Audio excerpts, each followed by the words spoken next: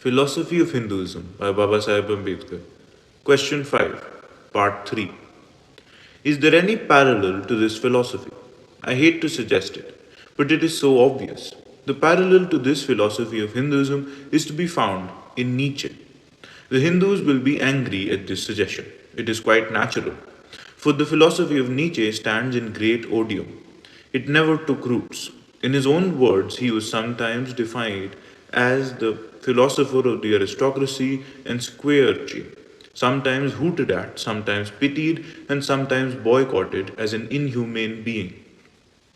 Nietzsche's philosophy had become identified with will to power, violence, denial of spiritual values, Superman and sacrifice, servility, and debasement of the common man. His philosophy with these higher spots had created a certain loathsomeness and horror in the minds of the people of his own generation. He was utterly neglected, if not shunned, and Nietzsche himself took comfort by placing himself among the posthumous men. He foresaw for himself a remote public centuries after his own time to appreciate him. Here too, Nietzsche was destined to be disappointed. Instead of there being any appreciation of his philosophy, the lapse of time has only augmented the horror and loathing which people of his generation felt for Nietzsche. This is principally due to the revelation that the philosophy of Nietzsche is capable of producing Nazism. His friends have vehemently protested against such a construction, but it is not difficult to see that his philosophy can be easily applied to evolve a superstate as to Superman. This is what the Nazis have done.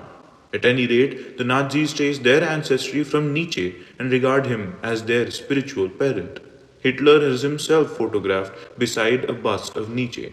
He takes the manuscripts of the master under his own special guardianship, extracts are chosen from Nietzsche's writings, and loudly proclaimed at the ceremonies of Nazism as the new German faith. Nor is the claim by the Nazis of spiritual ancestry with Nietzsche denied by his near relations. Nietzsche's own cousin, Richard Ockler, approvingly says that Nietzsche's thought is Hitler in action and that Nietzsche was the foremost pioneer of the Nazi accession to power. Nietzsche's own sister, a few months before her death, thanks the Führer for the honor he graciously bestows on a brother, declaring that she sees in him that incarnation of the Superman foretold by Zarathustra. The end.